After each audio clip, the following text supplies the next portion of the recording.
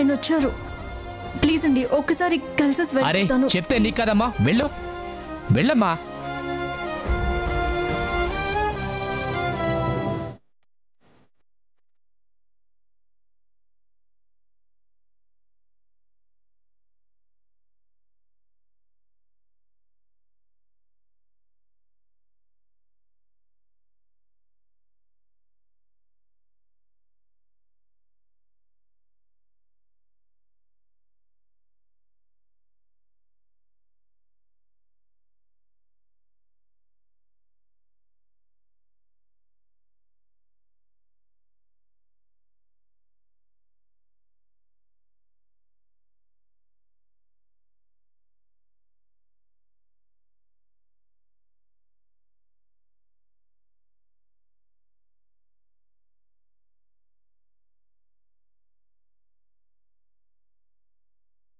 అంతమందిని లోపలికి వదిలిన వాళ్ళు నన్ను మాత్రం ఎందుకు ఆపినట్టు?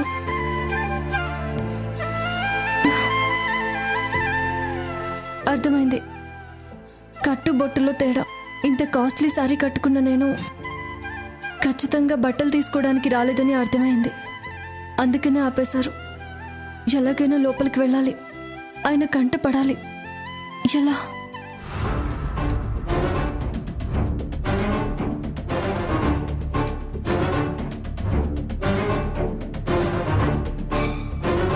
అయ్యయ్యో, రాజావారు బట్టలన్నీ పనిచేశారో ఏంటో. ఎంత తొందరగా వద్దామన్నా ఇంటి దగ్గర పనులు తిరిగావాలా?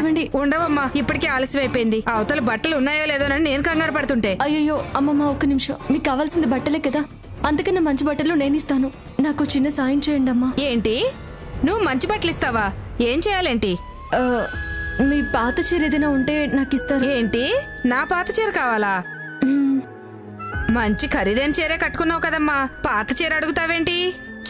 అవన్నీ మీకు చెప్తే అర్థం కాదు. ఒక్క పాత చీర ఇవ్వండి. కావాలంటే ఇదిగో తీసుకోండి. నకిలీవి కాదు, బంగారమే. చూడండి. అవునవును, బంగారమే. నిజంగానే ఇస్తున్నావు కదా? నిజంగా మీకే. కావాలంటే ఇప్పుడే ఇవి తీసేసుకోండి. ఒక్క పాత చీర ఇస్తే మాత్రం చాలు. సరే సరే, ఈ పక్కనే మా ఇల్లుంది, ఇస్తానురా. సరిపదండి. కూర్చోండి బాబు, కూర్చోండి అమ్మా.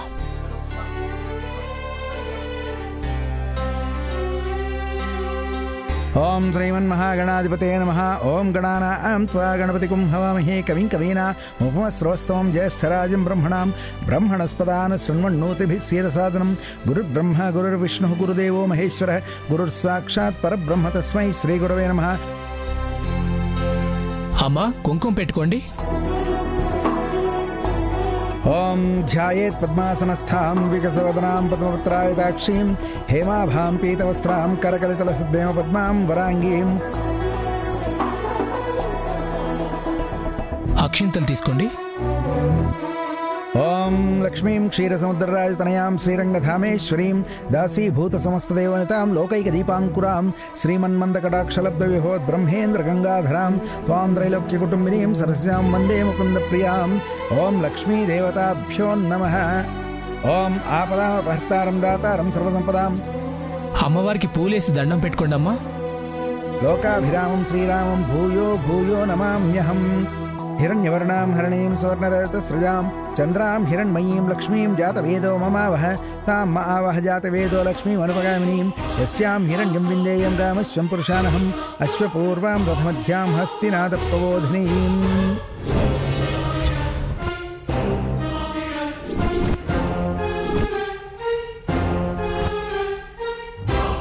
అపచారం, అపచారం.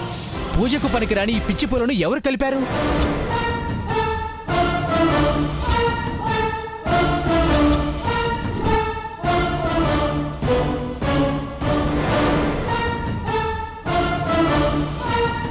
అమ్మవారి ఉద్వాసన పూజలు ఇలా జరగడం చాలా అపచారం.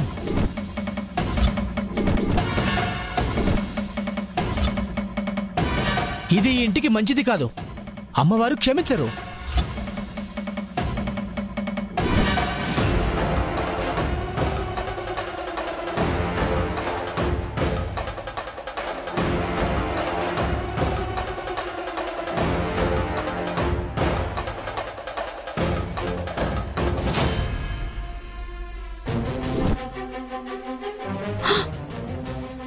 మాట అనద్దు పంతులు గారు. ఇప్పుడిప్పుడే నా కొడుకు రాకతో ఈ ఇంటికి సంతోషం వచ్చింది.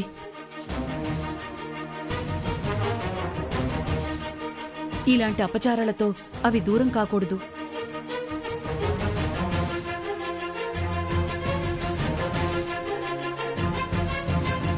ఈ పూలమాల గుచ్చింది మీరే కదా? అవును రాజావారు.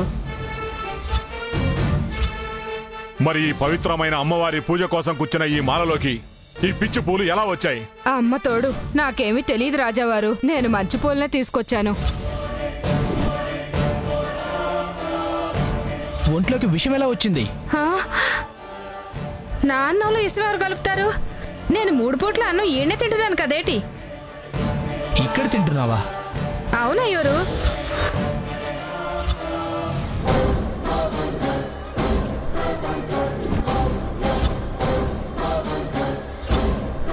ఈ ఇంట్లో ఏదో జరుగుతుంది రాజావారు.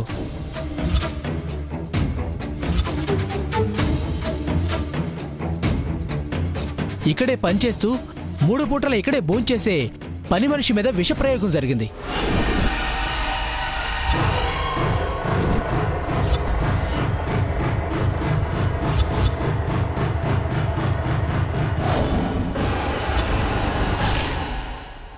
ఇప్పుడు ఈ పూజను భగ్నం చేయడానికి ఈ పిచ్చి పూలను కలపడం జరిగింది.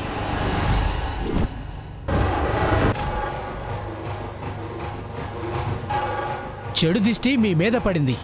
అది ఈ ఇంటి నాశనాన్ని కోరుకుంటుంది.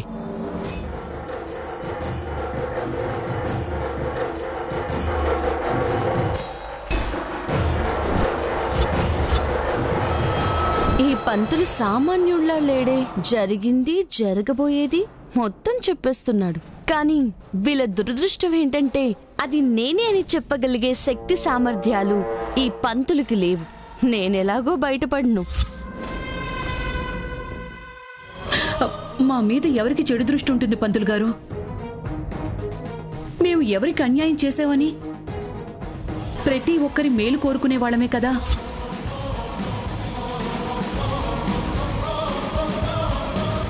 అది అంతేనమ్మా. ఒక్కోసారి మన మంచితనం కూడా మనకు శత్రువుని తెచ్చిపెడుతుంది.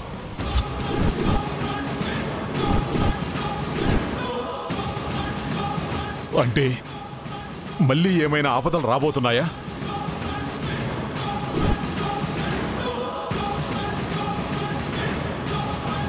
ఎలా వాటిని గుర్తించటం? ఎలా వాటి నుంచి బయటపడటం?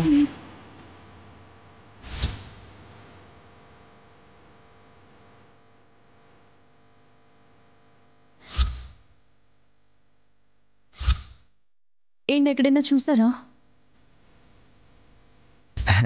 ఆయన తెలియకపోవడం ఏంటి మేడం?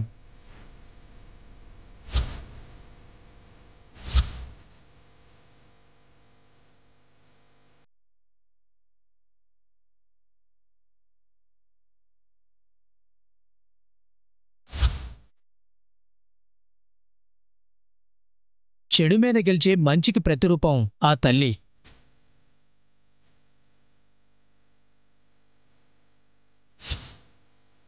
భారమంతా ఆ అమ్మ మీద ఉంచండి. చెడు మితిమీరినప్పుడు, మంచి ఆపదలో ఉన్నప్పుడు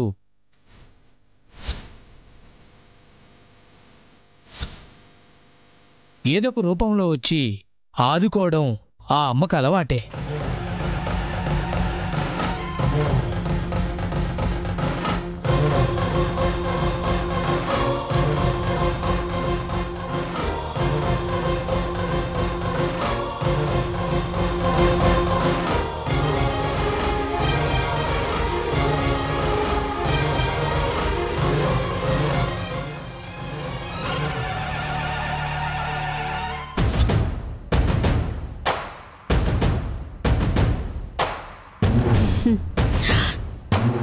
ఈ మనోరమ విషపు కోరల నుంచి ఈ అమ్మవారే కాదు కదా, ఇలాంటి అమ్మవార్లు 100 మంది వచ్చినా ఆపలేరు.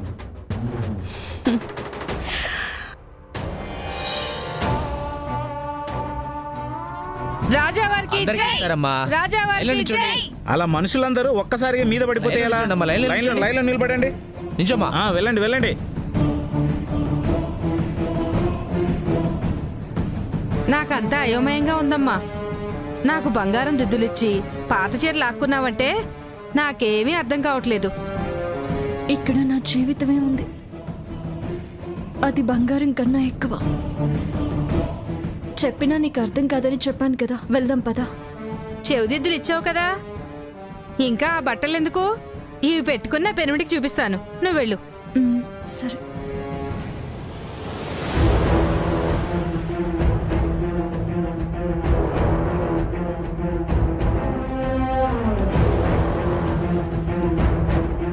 ఇలా నిలబడండి, రాజవారు వస్తారు, మీకు బట్టలు ఇస్తారు. ఓకేనా? సూర్యప్రతాప్ వర్మ గారికి జై! సూర్యప్రతాప్ వర్మ గారికి జై! సూర్యప్రతాప్ వర్మ గారికి జై! సూర్యప్రతాప్ వర్మ గారికి జై! సూర్యప్రతాప్ వర్మ గారికి జై! సూర్యప్రతాప్ వర్మ గారికి జై! సూర్యప్రతాప్ వర్మ గారికి జై! సూర్యప్రతాప్ వర్మ గారికి జై!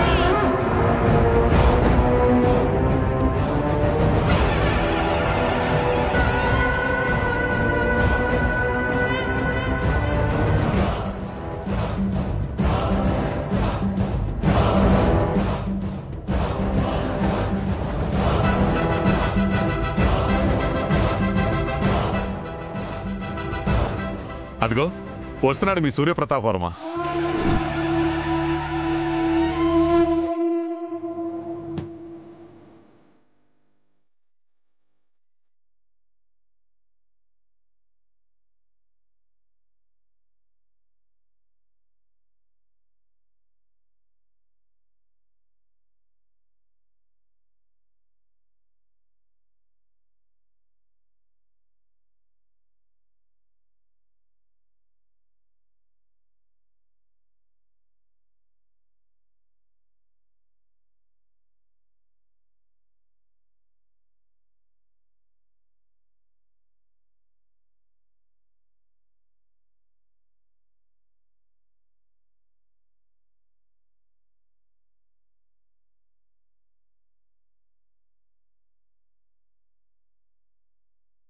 ఈయనేంటి, ఈయన అవతారం ఏంటి, ఎందుకు ఇలా ఉన్నారు?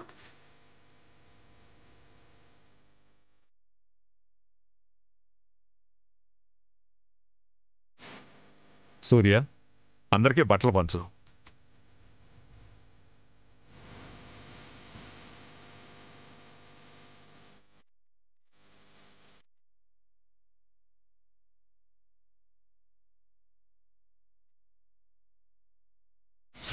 ఇక మనకి ఏ సమస్యను లేవు బంగారం, అంతా సంతోషమే.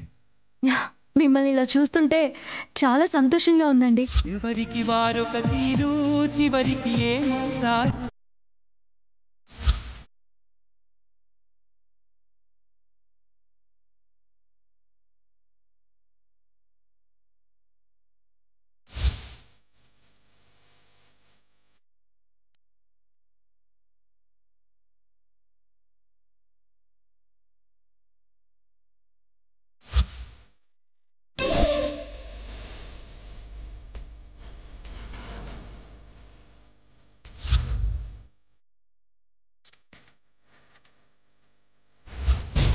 మనకి 12 బిడ్డలు పుట్టాలని విజయనగరం పైడితల్లి అమ్మవారికి ముడుపు కడుతున్నాను. అబ్బో, ఒకప్పుడు దగ్గరకొస్తేనే ఆమడ దూరం పారిపోయేదానివి, ఇప్పుడు పిల్లలు కావాలని ఏకంగా ముడిపే కడుతున్నావా? ఇప్పుడు నాకు మీరు కావాలి. మీ ప్రతిరూపం నాలో పెరగాలి. మన బంధం మరింత బలమైంది కావాలి.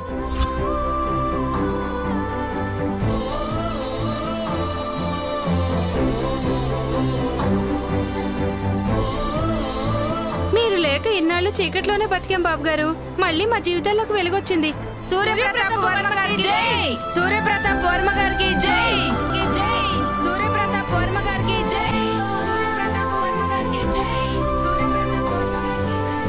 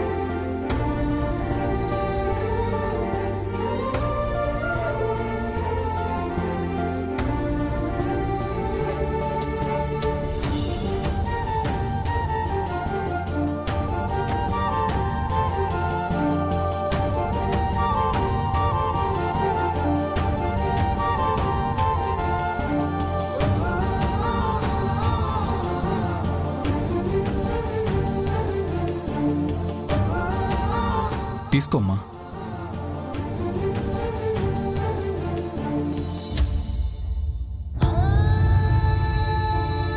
ఆ అమ్మవారు మిమ్మల్ని చల్లగా చూడాలి.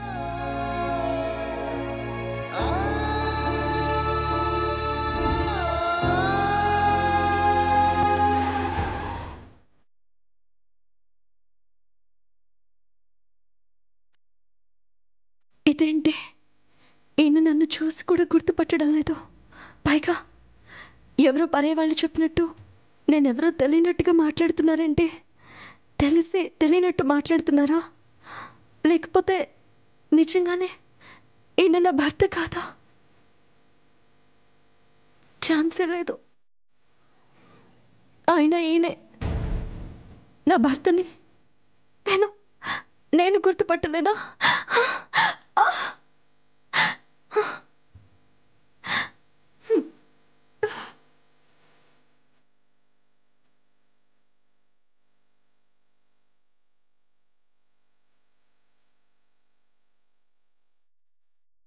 నాకు చిన్న దెబ్బ తగిలితేనే బంగారం బంగారం అంటూ విలవిల్లాడిపోయేవారు.